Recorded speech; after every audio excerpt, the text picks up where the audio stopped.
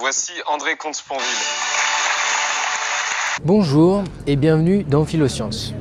Aujourd'hui, on va s'intéresser à André Comte-Sponville et notamment à son interview dans Quotidien.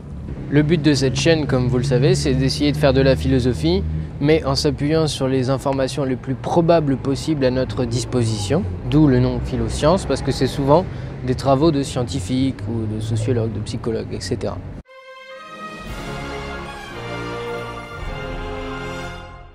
Bonsoir André Comte-Sponville, bienvenue sur le plateau de Quotidien. Vous êtes philosophe, lu par le grand public et philosophe respecté dans le milieu universitaire, très lu en France mais aussi à l'étranger.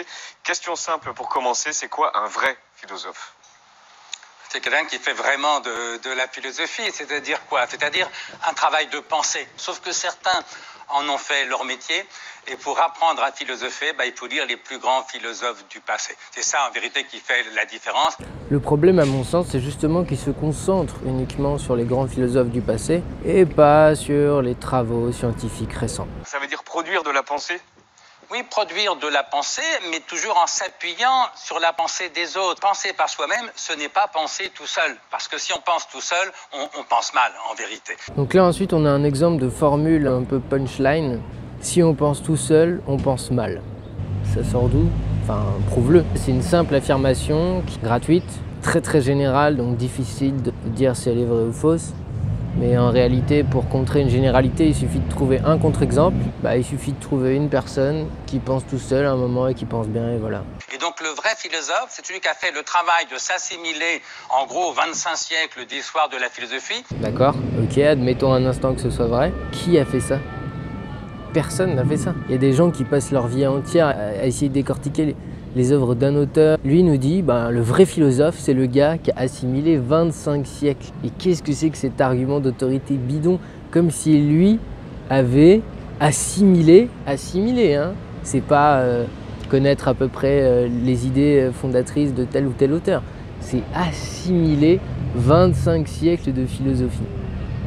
Pour vous, c'est quoi la question principale de la philosophie, celle à laquelle tous les philosophes ont essayé de répondre?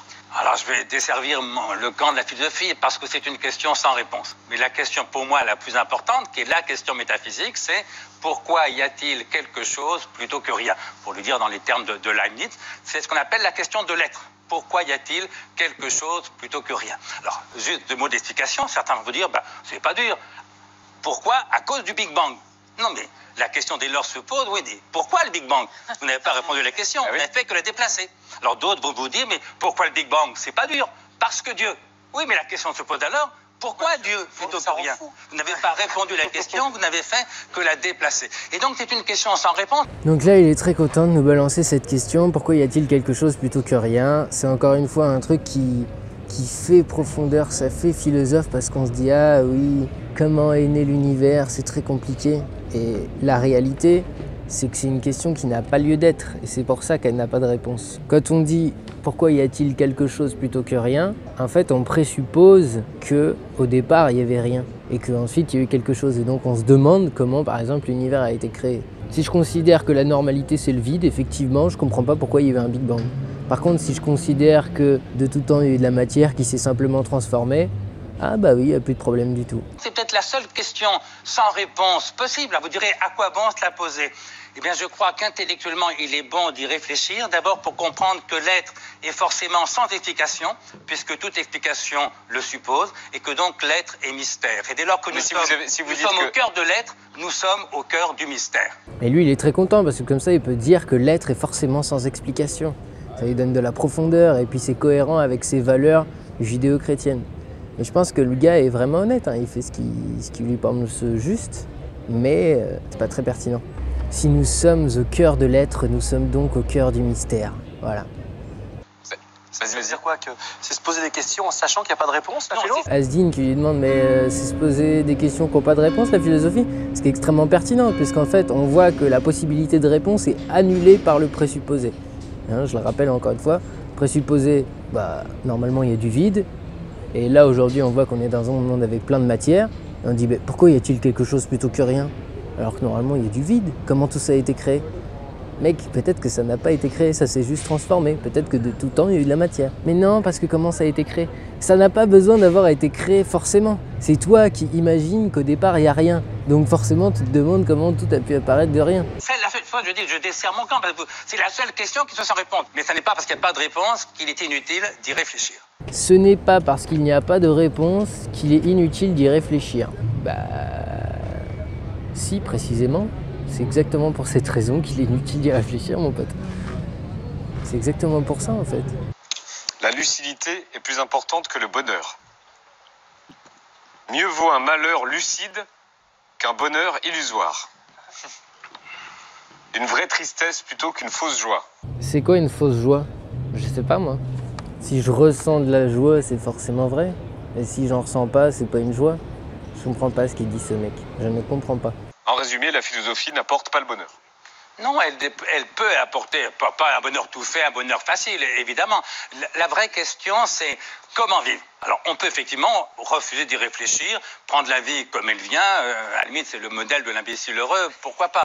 Mais si on découvre que la vie est difficile, si on trouve que la vie est angoissante, et qu'en même temps, on n'a pas envie de se bercer d'illusions, de se raconter des histoires, si on veut être lucide, alors ça vaut la peine de prendre sa vie à bras-le-corps, si j'ose dire, et la philosophie, ça sert à ça. Et ce qui est vrai dans les panneaux que vous avez montrés, c'est qu'en effet, je pense que la lucidité est plus importante que le bonheur, parce que c'est pas le philosophe qui veut être heureux, tout le monde préfère être heureux, bien sûr.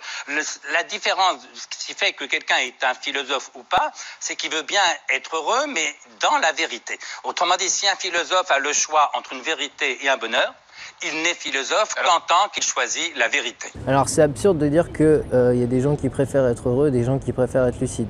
En réalité, tout le monde a envie d'être heureux, mais simplement, il y a des gens chez qui il y a une certaine lucidité qui ne peut pas être occultée en fait. Et donc ils doivent vivre avec. Mais chercher à occulter quelque chose, chercher à oublier quelque chose, ça ne marche pas. Et ça a d'ailleurs été démontré par Daniel Wegner, c'est l'effet rebond.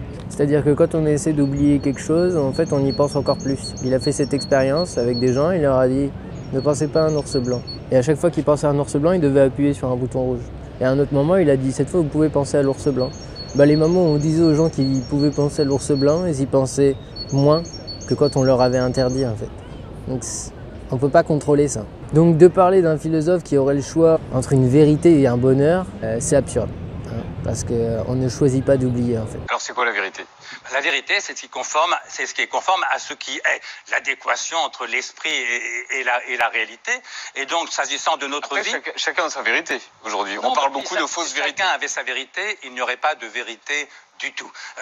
L'idée que la Terre tourne autour du Soleil, c'est pas à chacun sa vérité. Il y a ceux qui le savent et il y a ceux qui l'ignorent. Le fait que la Terre tourne autour du Soleil, ce n'est pas forcément une vérité, parce que vous, monsieur, vous êtes peut-être en train de rêver de tout ça. Je vous conseille d'aller voir mes premières vidéos pour savoir ce qu'on peut savoir. Et le fait que la Terre tourne autour du Soleil, c'est pas une vérité. C'est-à-dire, c'est peut-être vrai, mais nous, tout ce qu'on peut, entre guillemets, savoir de ça, c'est que c'est une connaissance assez probable au vu des sciences et de la réalité telle qu'on la voit. C'est pas 100% sûr évidemment.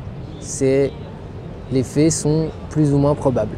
S'agissant de notre propre vie, c'est un petit peu différent parce que le rapport que j'ai à ma vie et celui que vous avez à la vôtre, forcément, ce sont deux rapports différents, à deux existences différentes. Et c'est pourquoi en philosophie, c'est moins une question de savoir ou d'ignorance qu'une question de lucidité ou d'illusion. On peut passer toute sa vie dans l'illusion, si c'est votre choix, continuez. Simplement, ce choix-là, il n'est pas philosophique. Le choix du philosophe, c'est d'essayer de se rapprocher du plus de vérité possible. Ce qu'on appelle traditionnellement la sagesse. Alors, c'est quoi la sagesse? Moi, je réponds, la sagesse, c'est le maximum de bonheur possible dans le maximum de lucidité. Mais en effet, la lucidité prime. On peut choisir de passer sa vie dans l'illusion. D'après les travaux de Daniel Wegner, non en fait, on ne peut pas décider d'oublier quelque chose, donc c'est absurde de dire ça. Je comprends pas ces conneries. Aujourd'hui, je vais être à 25% lucide. Non, on ne choisit pas sa lucidité.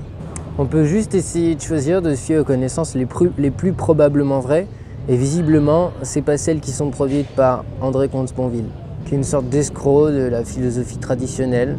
C'est-à-dire des mecs qui ne s'intéressent pas à l'ensemble des connaissances pour essayer de chercher les connaissances les plus probables, mais qui s'intéressent uniquement aux anciens philosophes pour essayer peut-être dans une forme de poésie de faire la philosophie la plus élégante et la plus vendeuse possible. Ça peut être satisfaisant parce qu'il dit des choses qu'on comprend mais à moitié, donc on se pose des questions, on se sent intelligent, mais c'est pas très utile pour tenter de se rapprocher de la vérité, il me semble. Voilà, bon, je vous souhaite une très bonne journée à tous et à la prochaine.